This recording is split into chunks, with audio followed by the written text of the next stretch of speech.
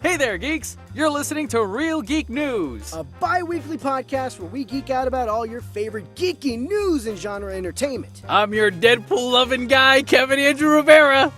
And I'm here to snicked all over the place. Raul Ceballos here. Love that. We got 2 weeks worth of news to talk about, so without further ado, let's get geeky. My God. What's up? There's a lot of Cinemacon stuff to talk about today. We got Cinemacon. That's going to be kind of our main focus, right? Cinemacon. Oh, yes. We just came out of Cinemacon this past weekend. Well, we didn't go, but we heard about it. We collectively, as a community of geeks, oh yes, we came all out of Cinemacon. Stuck our faces to our phones to listen to all the news that was coming out, and one of the coolest parts recently was about Deadpool and Wolverine, baby. From a highlight here last week from Disney, baby. This comes to us from The Hollywood Reporter. Marvel and Disney screened a spot that certainly felt like an in-theater PSA of sorts, with Deadpool telling Wolverine about his theories for Secret Wars, a reference to Marvel Studios' upcoming crossover movie, Avengers: Secret War. But every time Deadpool began to say what we'd hear, what am I reading here? But every time Deadpool began to say what he'd heard will happen in the movie, a cell phone rang and interrupted him. Eventually, Wolverine had... Thank you, I nailed it. Eventually, Wolverine had enough and addressed the camera directly, flinging F-bombs and audiences at audience... Let's start over, shall we? Eventually, Wolverine had enough and addressed the camera. Listen, Wolverine just swore at the people in the audience, okay? That's what he was doing. He was being super crude and mean and stuff. And he's saying your grandma's nursing home and stuff like that. Wolverine only stopped after Deadpool finally calmed him down. One source says the spot shown at Cinemacon is indeed intended to play in theaters, but the Marvel/Deadpool team is maintaining radio silence for now. Okay. And you call yourself a voice actor. Man, listen, it's not about the voice, it's about the acting. You got it after like 12 takes, you got it. Yeah, let me do an ABC take of that. No, you don't need to. So this comes to us from The Hollywood Reporter. So this is pretty cool. I'm hoping this is the replacement for Nicole Kidman's AMC Theaters. We make movies better. Magic. Right? Because now she's adding Now That's Magic. Oh, yeah, Now That's Magic, yeah. But I'm really hyped to hear about this because, everybody wants to watch Deadpool and Wolverine. Who doesn't want to see this movie? You know it's going to blow up. Raul, how does this make you feel hearing this news about whether or not we might actually get the chance to see this ourselves, baby? I hope so. This sounds like something that could definitely play in front of in front of a movie, cross-promotion for Deadpool 3, and you see Deadpool and Wolverine. I could easily see this. Didn't they also show like a 9-minute segment of the movie? Essentially, that's what I heard. Yeah. That they showed like 9 minutes of the movie, and I've heard like it's just as funny and great as we all imagine it would be. I've heard great things about it. What's cool about this though? Hearing what we know about this little. I mean, it may seem like an insignificant kind of thing at the beginning where they're just joking around and then, Wolverine yells at the audience, whatever. Okay, fine. Kind of like a fun joke, whatever. But this does tell us a lot, I think, about the kind of Wolverine we're going to be seeing in this movie. Oh, yeah. This is definitely an angrier Wolverine, very easy to set off. And I think it clues us in as to what the dynamic is going to be between Wolverine and Deadpool in this movie. And Deadpool is obviously going to be the crazy, funny, goofy guy, and Wolverine's going to be the angry straight man. Right. And Deadpool's going to constantly have to calm him down, and Wolverine's going to constantly have to rein Deadpool in. I love this. I mean, this is kind of what we hoped for, right? Like lately, the Hugh Jackman Wolverine, like leading up to this point, they've kind of. He started off in the first X-Men movie as a little more angry, and then as the movie slowly went on, they kind of like dialed that in a little bit. It's nice to see him just like be just fucking pissed off. It's just nice to see him be just like angry and just like pissed off all the time, and so I'm hoping that that's kind of a reflection of the kind of Wolverine we're going to see in this movie. So also, I love it. Can I just add? No, I feel like nobody's brought this up. Hugh Jackman was pissed off about a phone ringing when he was on a Broadway show with Daniel Craig. Do you remember this? Have you heard about this? This sounds Trans- vaguely familiar. Okay, so knowing Ryan Reynolds, this could also be like him, like also poking fun at that too. It could be. That's why Yeah. I'm surprised no one's brought it up yet online. Because I remember that exploded on Twitter when it happened. It trended like crazy. Uh, He was literally, I think he was doing some cowboy Broadway show or something with oh, Daniel like Craig. Oklahoma. Was he doing Oklahoma It at the was time? either I don't that know. or a straight play where it was not a musical or anything like that. But Mm. I just remember the footage of him. He was acting out a scene with Daniel Craig, and the phone starts to ring, and he just stops acting, and he just looks at the audience and is like, "Turn it off! Like, come on, let's go! Like, let's get rid of that. Let's move on." And you could see Daniel Craig in the corner, like, "Oh boy, here we go. Like, we're just gonna have to sit here and wait till this whole thing's over. Someone turn their phone off." And they turn it off, right? And then like 10 minutes later it rings again, and Hugh Jackman is just like, "Dude, we're not doing the play if you guys keep doing this. Get rid of your phone." And it was so freaking, I don't know, that to me is hilarious. Like, come on, That's Deadpool and Wolverine. that's cool, but that's risky though, because I mean, you got to think as an actor, like having to break out of that, like, and then have to get back at like they turn their phone off, and then it's like, okay, where was I? Like having to get back into character again, like, yeah. Oh yeah. Like, But good on him. I feel like a lot more people with phones in theaters need to be yelled at. oh yeah. So if we get to watch that when the movie comes out, like before the film starts, I will imagine that he's channeling his Daniel Craig scene with Deadpool with your phone ringing in the audience, Yeah, because makes that sense. would crack me the hell up if that was the case. Even if he said like a Daniel Craig joke, that'd be great too. But it's probably not gonna happen. But that's pretty cool, man. That's so cool. But Yeah. also, we were talking about this right before we started recording, Raul, Hmm. about Secret Wars and what happens after Secret Wars. Yeah. Do you want to see Hugh Jackman after Secret Wars? No, man, let the guy rest, please. Just The like guy rest. he's had enough torture already. Well, no doubt he enjoys doing these films. Of course he does. But the Totally. man, his workout regimen and his dietary routine is just like so insane. He's been on record talking about how brutal it is and how how much he can't wait for this to be over so he can get back to eating burgers and stuff. So That I poor man. I think for multiple reasons, like we should take Hugh Jackman out of the picture now. Like, let the guy rest. A, B.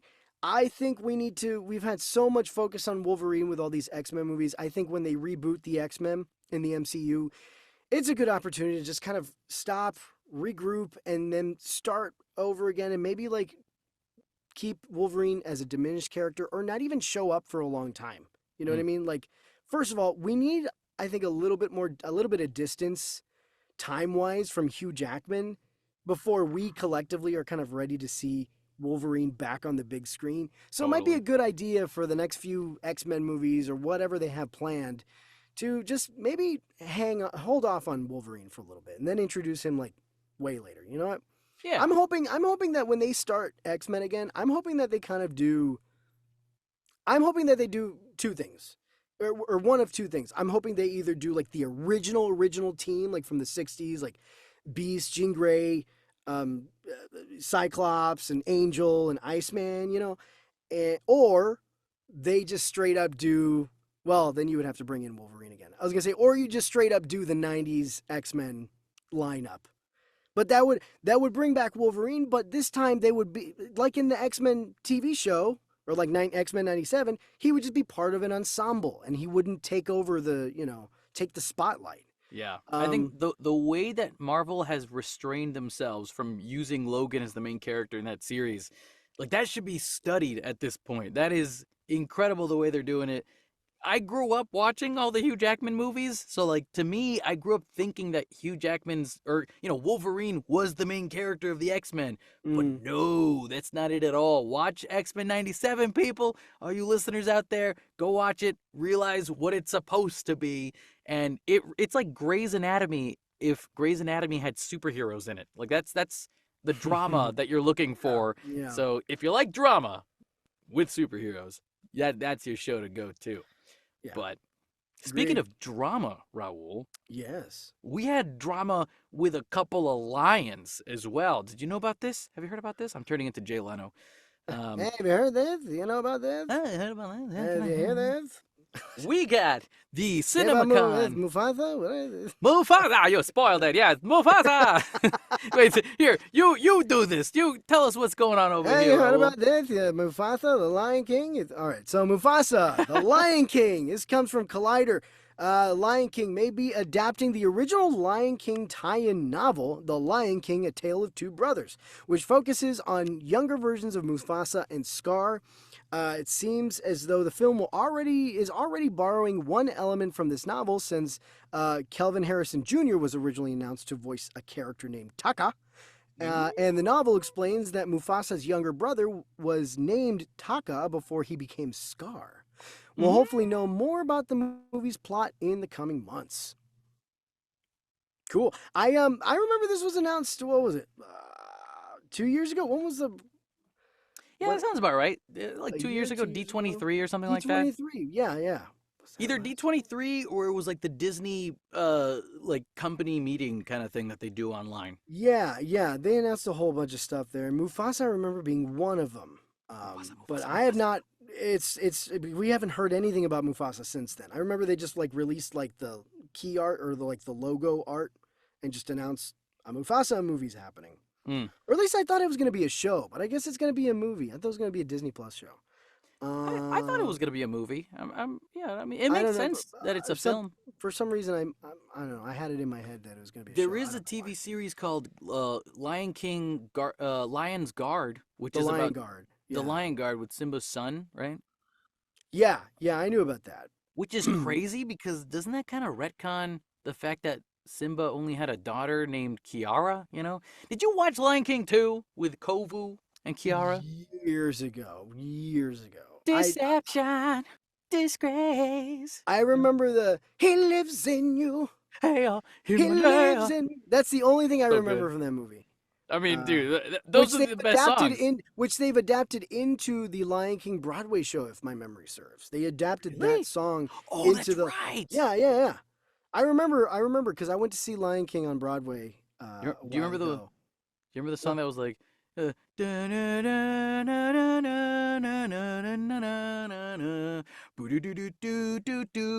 are one. We are one. That's the word. That last part sounded kind of familiar, but and all the hippos come in. Yeah. Well, anyway, I digress. I digress. Yeah. So this sounds cool. I mean, I don't know. I'm not like super excited because it's like I need to see when it comes to a prequel. I need to be really kind of convinced. Like, I mean, of course, there's a bunch of examples of prequels that I end up liking, but usually when I hear about a prequel initially, I'm like, okay, I guess we're going backwards, huh? Okay, that's fine. But do you think it'll be a musical? I mean, I'm sure there'll be musical elements. Yeah. He goes, I'm Taka. I'm here. I'm Taka. He's got a top hat. Taka. And then he gets smacked in the face by some other line and he goes, now I'm Scar. That's exactly how it's going to happen. Thank you. I'll be here all week. Someone hire me. I'm a writer. No, I'm not. I just want to hear the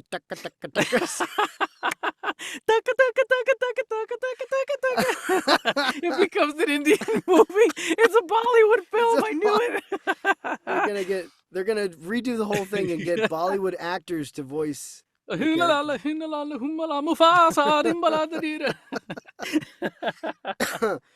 Anyway. the main singer of the song.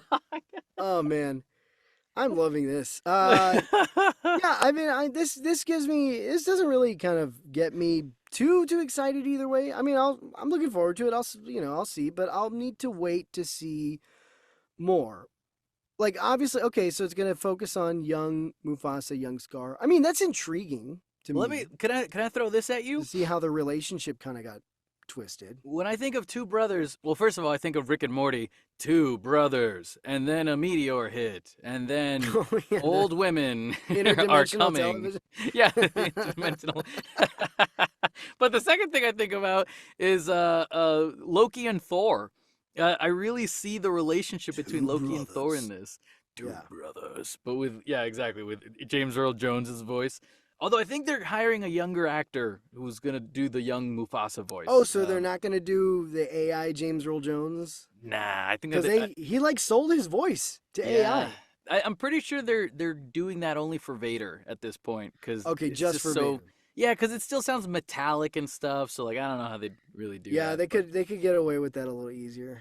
yeah, but that's why the relationship between Loki and Thor in Marvel is, to me, it's kind of similar to Mufasa and Scar because they have Mm-hmm. the same type of thing going on. One person wants to be king, one knows that he earned it or he belongs there because he's Yeah. the bloodline and whatever. It's a Taka, Shakespearean. It's a plot line that you see a lot in movies and books and you know other kind of media or whatever because it's a common like story. It's Shakespearean, you yeah, know. It's exactly. classic. And I also, when I was a kid, my sister used to tell me all about this whole thing about Taka becoming Scar. And I always thought that was just like an internet thing that someone made up, you Mm, know? So now to realize and learn in these news outlets that they're reporting this was an actual tale, like a tale of two brothers thing. I didn't realize that tie-in novel was real. So that's really cool. And now mm. I'm actually more excited because every time I'd hear about this storyline, it got me excited as a kid. So if they're really going to go for that in this movie, great. Also, here's my other argument that could maybe change your mind and get you excited for this. Because it's not a redo, a remake of the original film, they can do whatever they want. So, like, now they don't have to be playing by the rules to make sure they're fitting in the mold of what the film was supposed to be, quote unquote. We don't know what the film's supposed to be, so now they can do whatever they want with it. So it gives me hope that maybe they can make it more exciting now.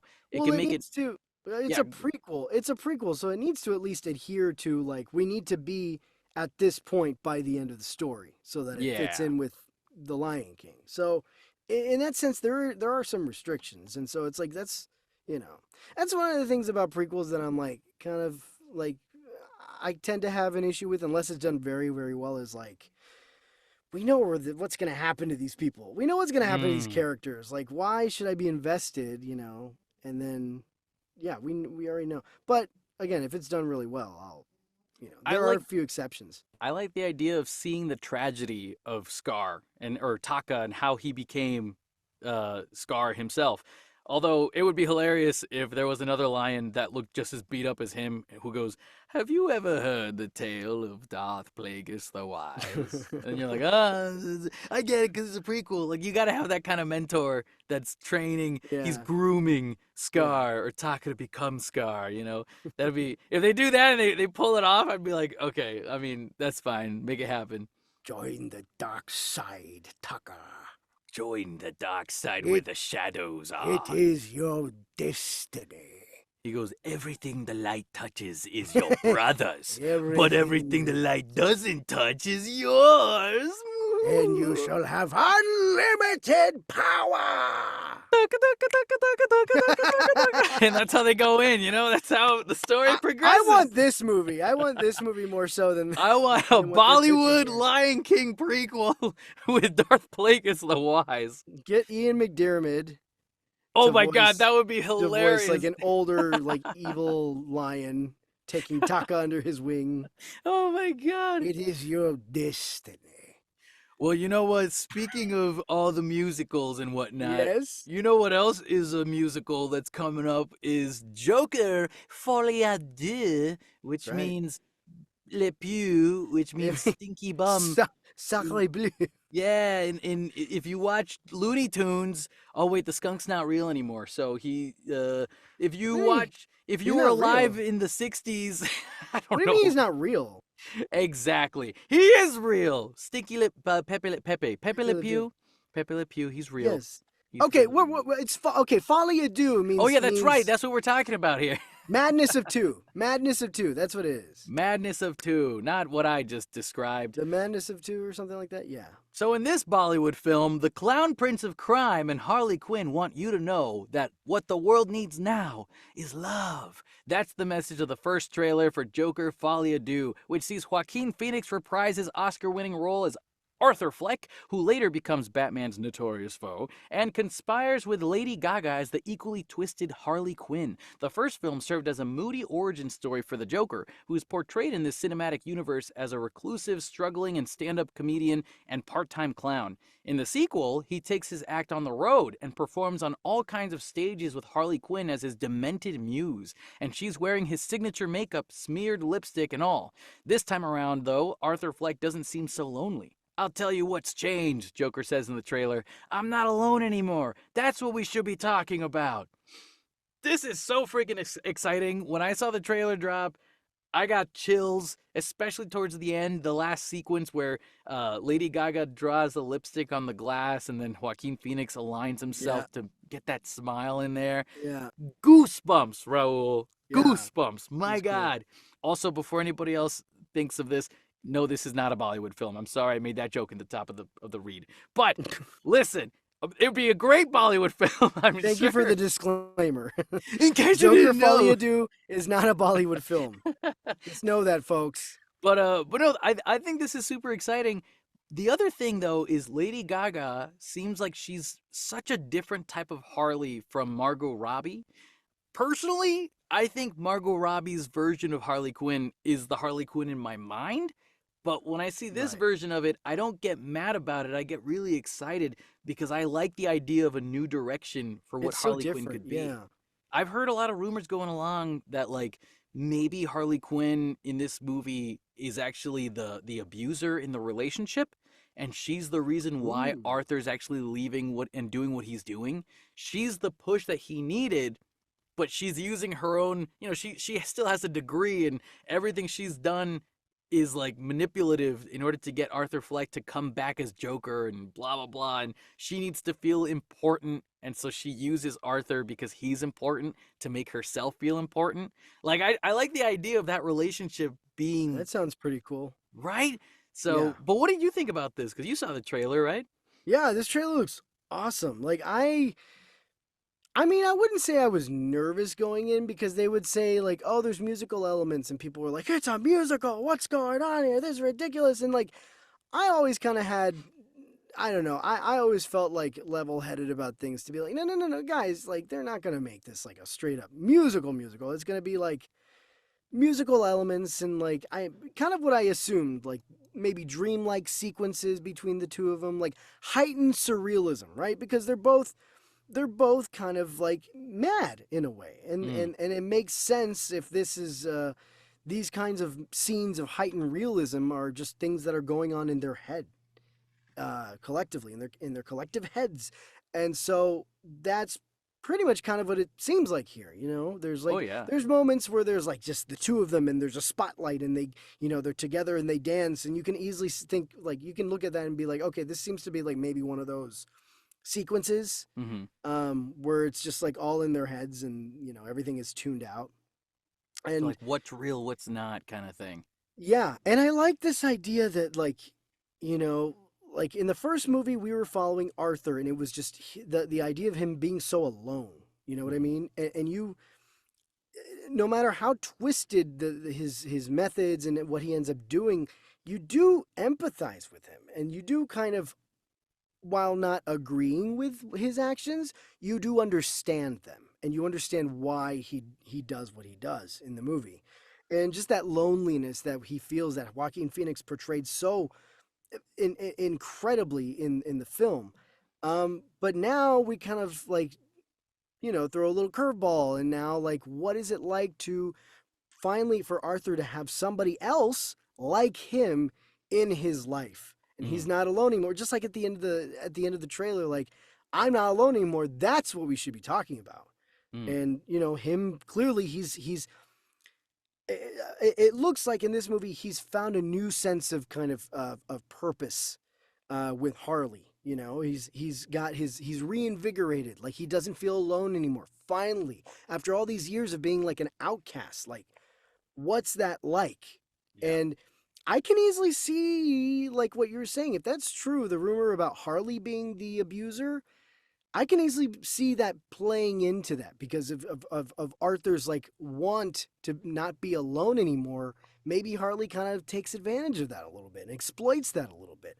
And that sounds like a really cool kind of character study, as far as like the dynamics that could present in the film. And it feels So so like out of left field too. Like I feel like you wouldn't expect it, especially the yeah, way that the trailer presents her, you know? They show you that she's just as broken as he is. And right, that I can accept. I could believe that she's a broken person just like him, but she uses her broken a bit, you know, her sadness and uses Arthur to fix that for herself. And so they're both right, using each other in a way, but really it's not right. it shouldn't be as healthy for Arthur as it is for I guess Lady Gaga's character of Harley. Yeah. Not that any of them are healthy. None of them are healthy. None of that's healthy. Well, and that's still, it would still be, whether, regardless of whether who's the abuser, who's the abusee or not, it's still consistent with the fact that Harley and Joker are a very dysfunctional, have a very dysfunctional relationship. It's not a healthy relationship, and yet it's a symbiotic relationship nonetheless, and they still need each other despite how messed up it is. Yeah, and I think that Yeah. if it is that Harley Quinn is the first, yeah, she's initiating the abuse. Once she gets Arthur to become Joker again, then Joker starts abusing her back, and now Could it be, yeah, becomes this back and yeah. forth thing that like you're like, oh, it's not one-sided, one Like person's fault really. It's they're both like a just messed up. dance, you know, Yeah. almost like a dance Oh, in and a the whole quote in the beginning of the trailer, how it's like, you know, music is meant to help us, like fix the fractured parts of us and make us feel balanced and Mhm. whole again. Like that is so, oh, like it makes so much sense with all the music Yeah, stuff too. I'm getting excited talking about this on and on the possible, like, kind of philosophical kind of, things, the questions this might present, and, like, or like the character studies, and, it's just fascinating. The more we talk about it, the more excited I get about this.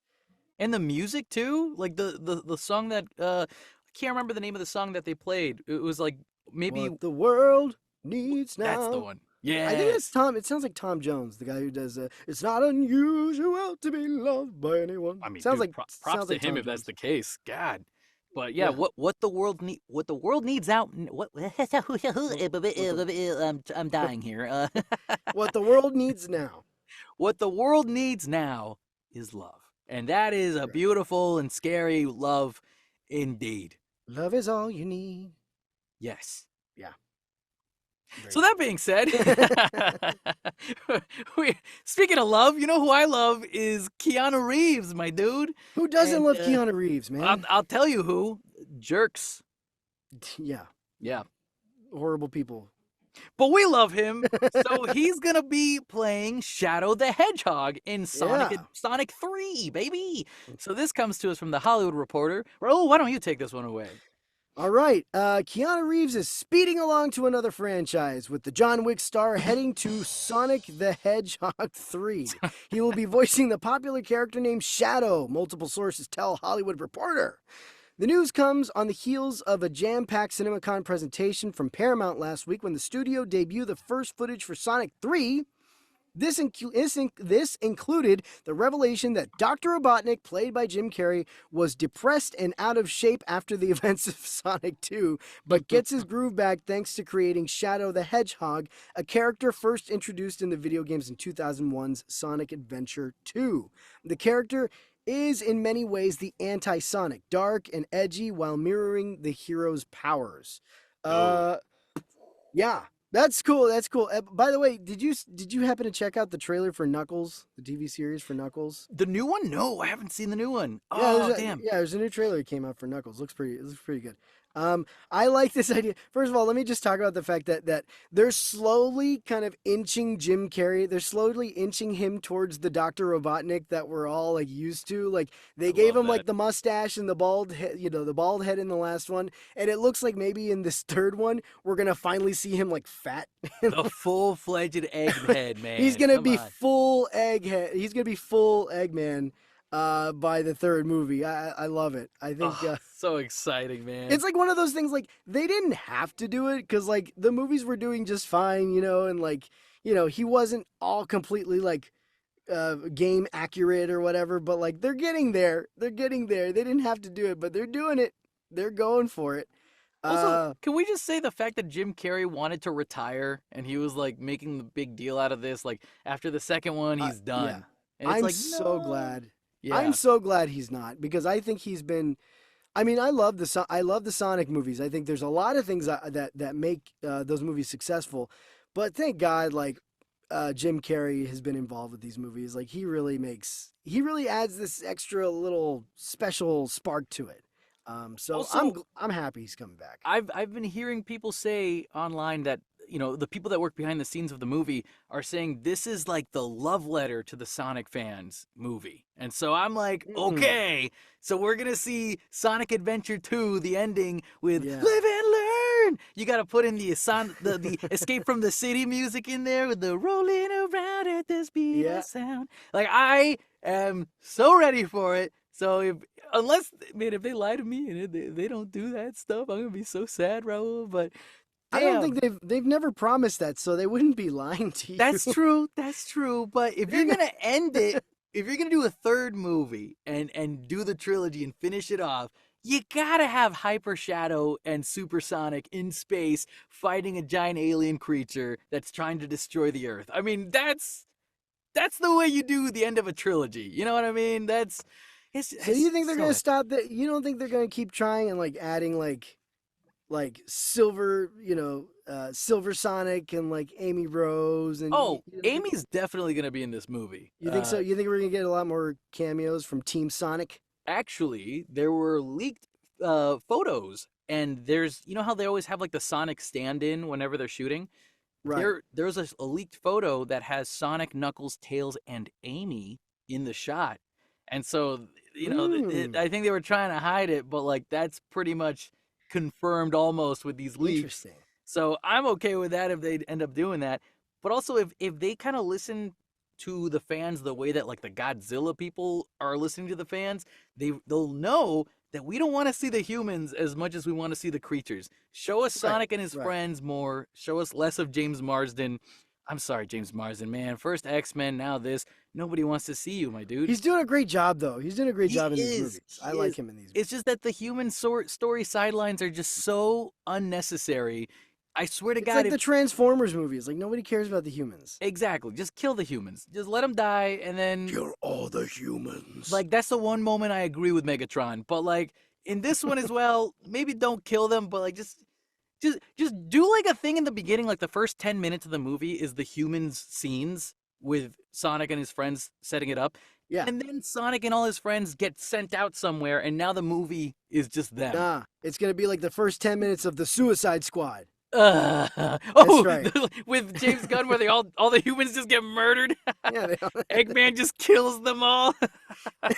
that'd be quite a shock, wouldn't it, kids? I would love that. He uses the Chaos Emeralds to make all the humans disappear in the world. He There you go. Thanoses all the humans, I was and like, Sonic, that's kind of derivative there. It's gonna be a little, this seems familiar. bro, with the Master Chaos Emerald, wow, that would be such a perfect way to do that. I would love that. And then now Sonic has to go to different multiverses and universes or parts of the universe where he has to fight Eggman and collect things with all his friends and then live and learn in space, baby. Oh man, I'm sorry, I'm geeking out. I love Sonic the Hedgehog so much. And then he goes to the Mario universe, and then we finally get our Mario Sonic crossover movie.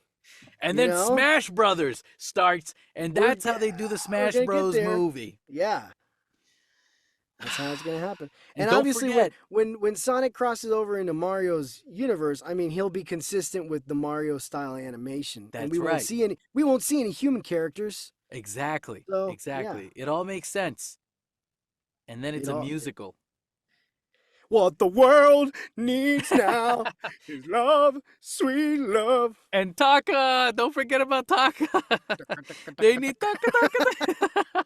Oh my God, I'm Taka sorry, Taka guys. Taka. Ta, taka, ta.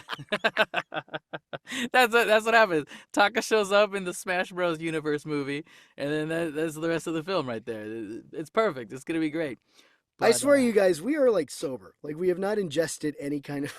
that's partly We're true. not under any kind of chemical inducement or anything I like did that. drink an energy drink before we started, so Okay, that might well, explain something. you're slightly hyped up, I guess. I don't know. Well, when I talk about Sonic the Hedgehog, I'm always hyped. I love Sonic the Hedgehog so much. But I'm really pumped for this movie. I really want it to Okay, do well. let's sorry, go ahead, because we got to talk about Keanu. We Yes, kind of glossed Keanu over that. Reeves as Shadow makes sense to me. Listen, the past two movies, when you watch these two movies, you should know what to expect now for the third one at this point. And I'm not expecting like an Oscar-worthy film or anything like that. I just want to have fun, and I think that's what the directors are going for when they make these movies, because they're also aimed for kids, and that's the cool part about it is once you kind of just accept that, you can have a really Yeah. good time watching these movies. Just get rid of the humans. That's all I ask. Rid them of us. Thanos snapped them all out. But I think Keanu Reeves. I mean, listen, the dude talks like this the entire time. That's literally Shadow the Hedgehog. I mean, I what mean, else? it's like getting Will Arnett to be the Lego Batman. Like it's just like There you go. Yeah, obvious, you know. it's great. Like, who? Why would I be mad about that? Also, He Keanu was Reeves. Batman. Who? Keanu Reeves was Batman in the That's Super right. Pets. Super Pets. That's so Yeah. true. There So, you like, go. there you go. And also, that brings me to my other point. Keanu Reeves has a history of doing a lot of voiceover already. So I'm not really too Right. worried that he'll be able to nail this or not. Duke He will. Kaboom. Duke Kaboom. You got the Batman. I mean, heck, he's been a part of SpongeBob. I mean, that's he knows the game. You know what I mean? Yeah. Like he knows what he's getting himself into. And we already love Keanu Reeves. Who doesn't love Keanu Reeves? That dude's he's a lovable dude. He's an unstoppable force at this point, man. Yeah, and Shadow the Hedgehog is supposed to be this. He is a badass guy. He's a cool character, and that is. I mean, hey, he's the John Wick of this universe. There you go. He is the ultimate version of Sonic. Like he's the villainous Sonic. Who doesn't want to see Keanu Reeves be this threatening hedgehog? I'd be super excited if I were Eggman and I made Shadow the Hedgehog. I mean, come on. Also, I'm pretty sure I saw that they cast the girl who interacts with Shadow the Hedgehog. Oh my god, I'm blanking out on her name right now.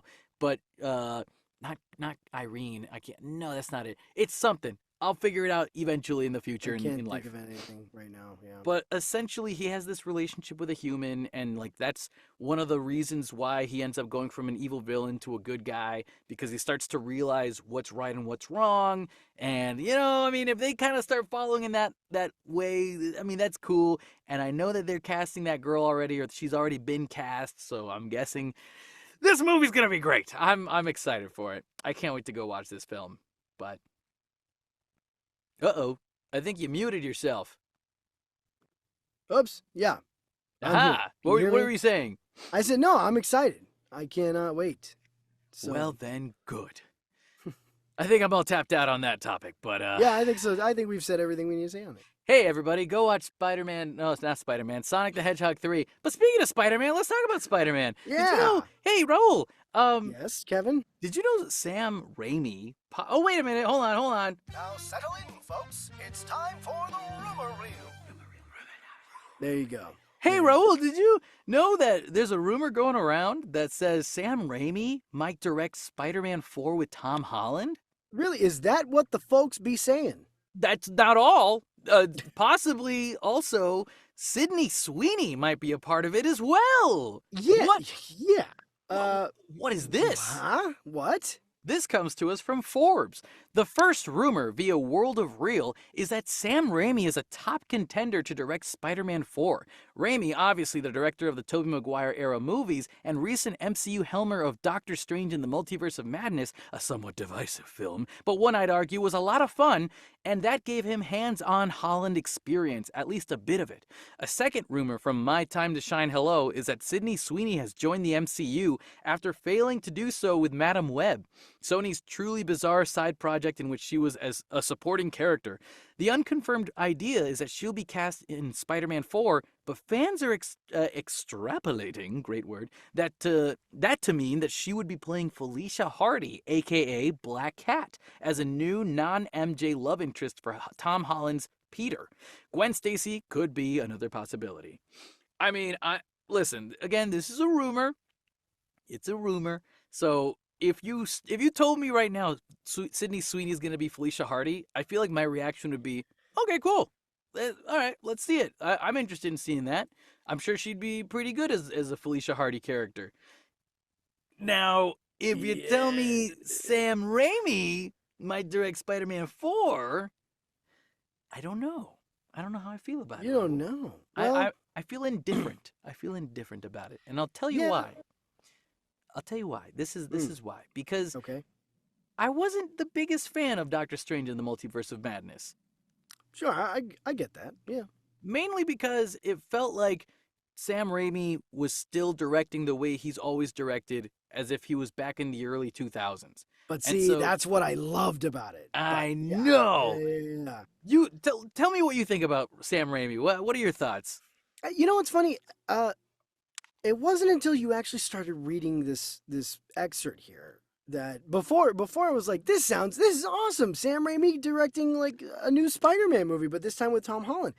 But after reading the excerpt, I'm like, well, I don't know, man. Like, it does feel a little strange. Like Raimi, it's weird. Like they have Raimi back to do a Spider-Man movie, but it's not a Tobey Maguire Spider-Man movie. It's one of the Tom Holland ones. It's like, what are we doing? We're trying to have our cake and eat it too, I guess. I don't know. I mean, the thing is, it's like how I would rather have a fresh voice in here because it's like, how can he do a Spider-Man film and not inject that feeling with the feeling of like the Tobey Maguire Spider-Man films? And like, I don't know, like it's just odd to me. I love Sam Raimi as a director. I love his Spider-Man films.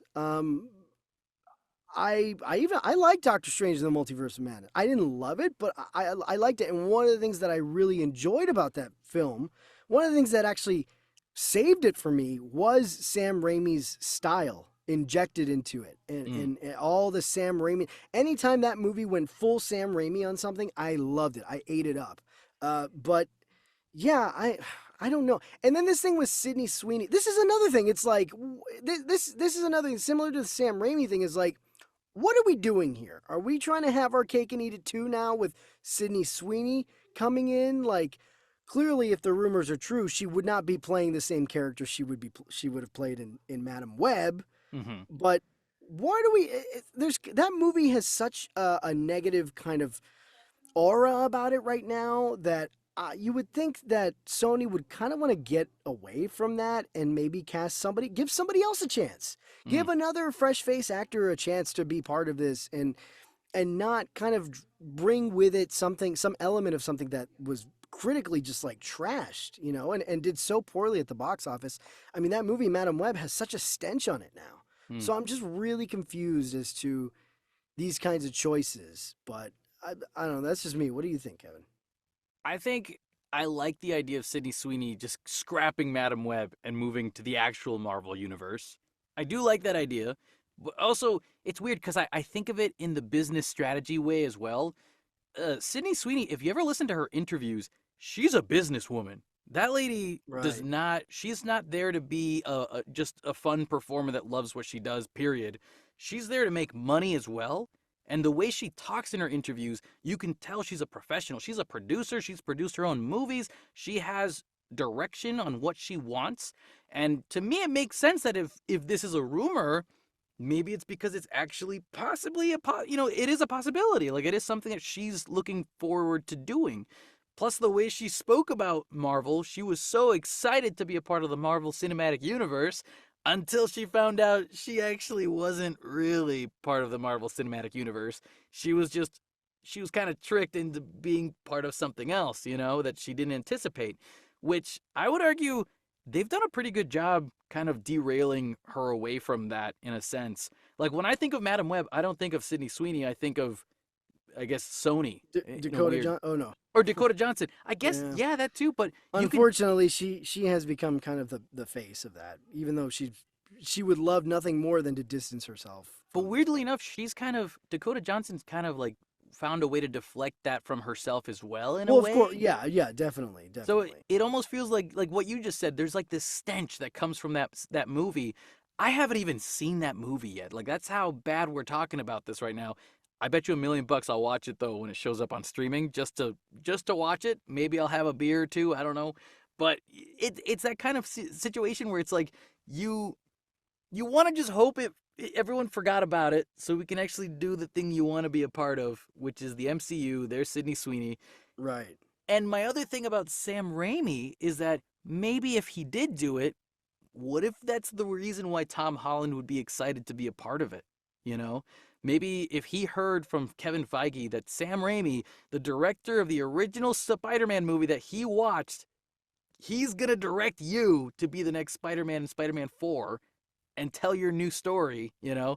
And then possibly do a Daredevil kind of mix in between in the down city streets Huh. against D'Onofrio, you know, as Kingpin. You think they might bring that in, huh? Mix that in with Felicia Hardy, who's trying to steal from Kingpin as well. I mean, hey, you could have a little bit of the Batman going on here with Black Cat, you know, and Spider-Man. You know what I mean? Like, there's some possibilities there. I just think it's, I don't know. I think bringing in Sam Raimi is just hits too close to home as far as like, I don't know, like having it be kind of like a going back to the Tobey Maguire Spider-Man, but not really. I don't know. I just think we need to break away from that. Either we do a Tobey Maguire, Sam Raimi Spider-Man 4, or we don't. You know what I mean? Like, don't tease us here. Do you think maybe it also could tease us that possibly Tobey Maguire could show up in Spider-Man 4 as like a, you know, maybe this comes out before Secret Wars and Tobey shows up to bring him in, you know? If the rumors are true, apparently one of the things that Marvel and Sony has been fighting over in regards to moving forward with Spider-Man 4 is that Sony really wants to continue telling multiverse, like Spider-Verse stories, and apparently they want to get Tobey Maguire and Andrew Garfield to come back and show up for more adventures. But Marvel just wants to be like, no, we want him to be doing his own thing now. We want, you know, street level Spider-Man. We don't want him dealing with multiverse stuff anymore. We just want to get him back to like classic street level stuff. And so that's apparently been the internal fight between Sony and Marvel right now as far as the direction that they want to go. So I don't know if Sony gets their way, then yeah, maybe they might have, you know, you got Sam Raimi directing, maybe they'll bring in Tobey for a cameo again or something like that. ¿Por qué no los dos? ¿Por qué no los dos? What if, hear me out, what if they did do the, downtown Kingpin, Punisher, Daredevil, Dirty Streets movie for Spider-Man 4, and the end credits, like the post-credit scene, is Tobey Maguire and Andrew Garfield showing up from the Spider-Verse and saying, come with us, we need you for something. And he's like, oh my God, it's Andrew Garfield. Oh my God, it's Tobey Maguire. And then he goes with them. Lord and Miller direct a Spider-Man movie with live action / animation and puts all the Spider-Verse stuff in one movie, does that, and then that movie ends with Tom Holland trying to return back home, and instead he shows up in Battle World at the end of that movie. And then that's when you set up Secret Wars, and then you get, you know what I mean? That'd be a pretty cool way to like kind of dip it in there. Everybody's happy kind of thing. Yeah, it sounds like it would be a lot of effort on both studios' parts to try and make that work. Yeah. And in such a short amount of time now before Secret Wars comes out. Well, unless they push back the dates, because, I mean, they've been doing that for a little while now. Yeah, it's not new to them right now at this point to just keep kicking those cans down the road. Yeah. Well, but I'm excited because whether or not this rumor's true, if Sam Raimi shows up, all right, I'm willing to give it a shot because he is the guy who made Spider-Man 2. If Sydney Sweeney shows up as Felicia Hardy, I won't be mad about it. But, like, we got to wait and see, you know? Everybody's saying that she's a bad actress, but I'm like, have you seen Euphoria? She's great in Euphoria. I don't know what people are saying. At this point, it doesn't move the needle for me either way. We'll see. It is what it is. But let us know what you think at realgeeknews@gmail.com if you'd like. But, so that's pretty much all our topics for today. But we normally talk about movie trailers, but we do not actually have trailers to talk about because Cinemacon kind of covered all the things that we already discussed today. It was all folded. It was kind of all folded into Cinemacon, yeah. So instead, we do have a different announcement for you guys to listen to. Raul, would you like to take it away? That's right. Well, you guys, you know, Kevin and I, we love doing this show, and we love being able to give it all our all and really give you guys the time and attention that it deserves. So that being said, we are going to be taking it back a little bit and kind of pumping the brakes on the twice a week shows and going back to once a month episodes. Because Kevin and I have been pretty busy lately and things have gotten a little hard to keep up with. And of course, as you can tell, we've been a little behind as far as our releases. And so Kevin and I both decided maybe in order for us to not kill ourselves to do this show, because we love doing this show and we don't want it to feel like work. And because we're already so busy, sometimes it just feels, it gets to that point, and we don't want it to feel like that. We want it to be fun, no matter what, and we want to be able to do it for you guys and do it in a way where we're constantly, excited to come in every time and do it. So that being said, we want to take the stress off ourselves a little bit and go back to monthly shows, once a month episodes. However, we're going to keep the episodes shorter because we do like the shorter episode length. Yes, indeed. So we're going to bring you we're going to do the same thing. We're going to do 5 topics every episode and just give you the big 5 highlights of the month that we just want to talk about, whatever we decide. Doesn't even necessarily have to be the top stories. Although when we say the top 10, top 5 news story, that's just an arbitrary word we just threw in. Like, what do you mean top? Like, it's just what we want to talk about, whatever we want to talk about. So we're just going to do 5 topics each month, going over the, what we like and what we want to talk about the most, basically. And of course, because we'll be rolling back to once a month episodes, it'll finally give us a chance to actually do movie review episodes too. Like, ever since we started doing bi-weekly episodes, you noticed we have not put out a single movie review episode, and we like doing our movie review episodes. So being able to roll back to once a month will allow us to actually do that, and again, be able to do this show so that it never feels like work, and then it's always fun. But it's always been fun anyway. But we want to be able to do it with the full energy and passion and all that stuff, all the full energy and passion that it deserves, and that you deserve. And also, again, like we don't want to feel like we're juggling everything at once at the same time. And what Raul just said, we want to have fun. We want to do this for you guys because we love doing this. We love getting together and geeking out about these movie reviews or in movie news and stuff like that. Every time something new comes up, I always text Raul and I'm like, dude, did you see? Oh my god, I can't wait to talk about this on the show. Oh my god. Yeah, for sure. And so if it's an every once a month kind of thing, I think you guys will hopefully have more to look forward to at the beginning of each month, where it's like, all right, let's cover what I missed and then get back to work, And also, when you're not listening to our podcast, go check out our other content stuff. I mean, Raul is actually the voice of Speedy Gonzalez, so go support him in that kind of stuff. If you like anime, I'm actually the voice of Chikara Shigeno in Undead Unluck. So go check out that on Hulu. It's pretty cool. But yeah, I mean, we're some shame. I think this is the first time we've ever done shameless plugs for our actual voiceover. Yeah, why not? Who cares? Never done that before. No, yeah, but man. It's good. It's a good reminder that, like, we're all living our lives. Raul and I, we don't get paid to do this. We do this out of the love of just geeking out about movie news. So if we can do that even once a month, it's such a good day, And if it's old news to you, so what? We want to talk about it. Who gives a crap? It's just exciting. It's our show. We talk about whatever the hell we want to talk about. We just want to share it with you guys, share our excitement. You know? And shout out to you, Maki, because I know you're listening to this episode right now. Yes, Maki, Maki, she's like one of our most consistent listeners, and she's awesome. She's always telling us about how much she loves the show. She's still listening to the show. Yes, Maki. Yes, we love you. Yeah. Well, then, thank you, Maki. With that all being said, we made it to the end! That's right. Thanks for listening, everybody. You can follow us all on social handles at Real Geek News, at Kevin A. Rivera VO, and at wow, I messed your name. Raul Ceballos VO. I'm not going to make you do that again. again. Also, we are on YouTube, so please look at our YouTube stuff. We got our full episodes, and I know, guys, I've been behind. We've been behind on putting up individual segments. This is one of the reasons why we're kind of rolling back to once a month, is because it's a lot to have to cut up the show into individual segments and then upload those individually on YouTube. We're So workshopping hopefully- everything, that's how it is. Yeah, so hopefully when we roll back to once a month, I will be able to be consistent about doing that. But stay tuned, all right? And we are going to do movie review episodes again, I swear. They're We're going coming. to do it. We're coming, we promise you. We've always wanted to do, we always have said we're going to do Deadpool 3. Deadpool yes. Wolverine is happening no matter what. So Definitely. at the very least, look out for that. But for sure, we'll be doing other episodes before that.